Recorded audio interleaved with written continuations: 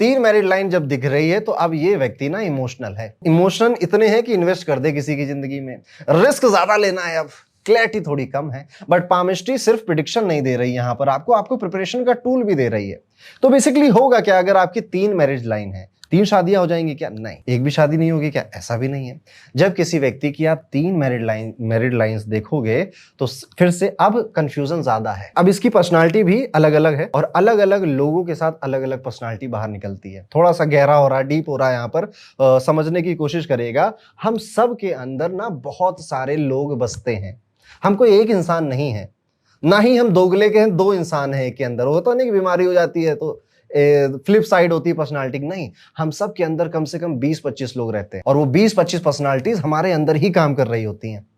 बस वो कौन उसमें से किस पर्सनालिटी को ट्रिगर कर देता है वो मैटर करता है। यस, इसलिए आप देखोगे जब तीन मैरिड लाइन आपकी आई तो आप अलग अलग लोगों के साथ अलग अलग एक्सपीरियंस करते हो और आपको बुरा कुछ नहीं लगता। आज आप भी अपने पुराने रिश्तों को अगर याद करोगे तो आपको शायद याद आ जाए कि हाँ, ठीक तो सभी थे पर सबसे ठीक कोई नहीं था, इस वजह से अब शादी जिससे करी है इसी को ठीक बनाना है। हाँ, प्यार हो जाता है जल्दी, और प्यार होता है तो शिद्दत से होता है, उसे निभाते हैं, उसे बताते हैं, उसे जताते भी हैं। इनको देखकर ये लग सकता है यार ये व्यक्ति तो कभी किसी के लिए लॉयल नहीं होगा, ये तो कभी किसी के लिए लॉयल नहीं हो सकती, ये तो इसके दोस्त कितने हैं, इसको तो मल्टीपल लोगों के साथ रिलेशनशिप स्टैब्लिश करने में इंटरेस्ट है। नहीं, ये व्यक्ति एक लाइन या दो लाइन हो हाथों में, अगर तीन है तो सबसे ज्यादा लॉयल यही मिलेगा। सबसे ज्यादा लॉयल आपको ये इसलिए भी मिलते हैं क्योंकि विवाह से पहले बहुत कुछ लाइफ में एक्सपीरियंस किया होता है। अपने आप को समझने के लिए जिनके साथ भी रिलेशनशिप्स में रहे होते हैं उनको समझने में काफी कुछ खर्च किया होता है, तो एक मैच्योरिटी आ जाती है विवाह को लेकर। तो विवाह को सीरियस लेते हैं और उसके बाद दिल फेंकना बंद कर देते हैं।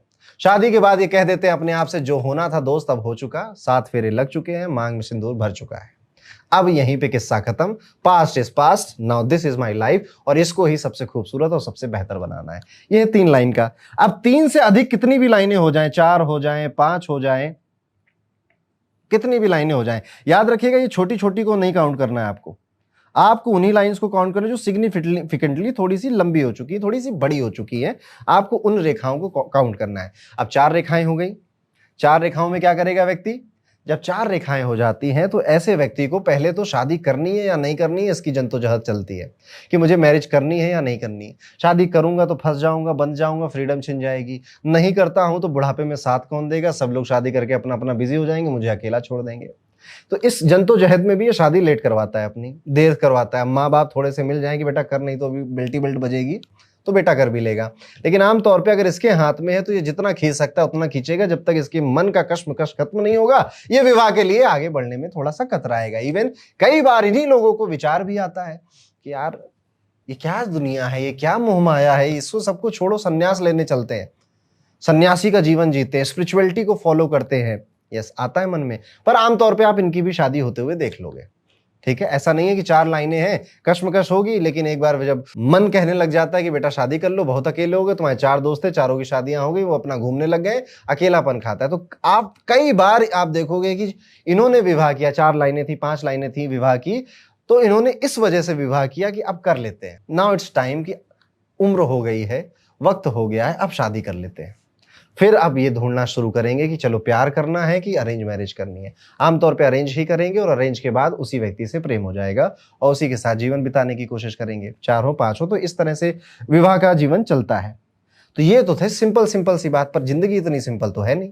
जिंदगी में तो बड़े मजे हैं बड़े मजे मतलब उठापटक है, अप एंड डाउन है। तो आप देखना अगर आपको विवाह रेखाएं मिल रही हैं, यहाँ पे कोई एक विवाह रेखा ऐसी है जो ऐसे 2 मुंह की हो गई है सामने से, ये डाइवोर्स को दिखाती है, सेपरेशन को दिखाती है, और इस तरह के सेपरेशन को दिखाती है जो दिल पे छाप छोड़ जाएगा, जो भुलाया नहीं जाएगा, यानी कि थोड़ा सा टफ होता है। ये एक्स्ट्रा मैरिटल अफेयर को भी दिखाती है। ये विवाह के लिए ये इस तरह का अगर 2 मुंहा हो जा रहा है तो विवाह 2 लोगों का एक बनने को विवाह कहते हैं।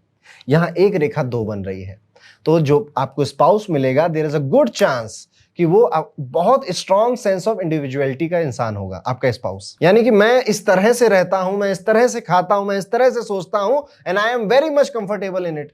तुम्हें बदलना हो तो तुम बदल जाओ। ऐसे लोगों के साथ निभाना थोड़ा कठिन हो जाता है, ऐसे लोगों को समझाना थोड़ा कठिन हो जाता है, क्योंकि इनको हर एक चीज ऐसी लग रही होती है कि मेरी आजादी को बांधा जा रहा है। आपके हाथ में है तो स्पाउस के अंदर ये सारे गुण मिलेंगे जिस वजह से सेपरेशन हो जाता है। कई बार आप देखोगे कि कानूनी सेपरेशन नहीं होता, मानसिक सेपरेशन होता है। यस, इतनी बार समझाया, इतनी बार तुमको बताया, लेकिन उसी बात पे बार बार बहस, उसी बात पे बार बार बहस, तो एक टाइम ऐसा आ जाता है इंसान कहता है इनफ इज इनफ, बहुत हो गया। अब हाँ, तुम जो कह रहे हो सही है, पर मैं अपनी जिंदगी में मस्त, तुम अपनी जिंदगी में मस्त रहो, ज्यादा टोका टाकी ना करो। इनके फिजिकल रिलेशनशिप्स भी एक टाइम के बाद काफी कम हो जाते हैं, वो भी एक रीजन बनता है मैरिज लाइफ में प्रॉब्लम का। तो ये हो गया कि अगर आपकी विवाह रेखा दो मुही हो जाती है। अगर विवाह रेखा कट जाए, मान लो यहां से एक लाइन आ रही थी बुध रेखा, वो इसको ऐसे काट दे, तो क्या हुआ, विवाह रेखा कट गई। विवाह रेखा जब कट गई तो क्या हुआ, एक रिश्ता टूटकर शादी हुई दूसरी आपकी, या एक शादी टूटकर दूसरी शादी हुई आपकी। तो ये देखने को मिलता है। अब एक नेक्स्ट एग्जांपल अगर मैं आपको समझाऊं, जब यहां पर आप देखोगे विवाह की जो रेखा है वो थोड़ी उबड़ खाबड़ ऐसे हो गई है, इसे जंजीर नुमा विवाह रेखा बोल दे। ओके, उबड़ खाबड़ विवाह रेखा, यानी कि मैरिड लाइफ में आसानी तो नहीं आने वाली, सिंपल सोबर तो नहीं चलने वाली। पहले शादी करने में आपने हो सकता है कि लड़ाइयां लड़ी अपने घर वालों से, या फिर इन लॉज ने काफी लड़ाइयां लड़ी कि ये वाला गेस्ट हाउस नहीं, वो वाला गेस्ट हाउस बुक करना था, 200 लोग नहीं 250 लोग बुलाने थे, फलाना ठिकाना।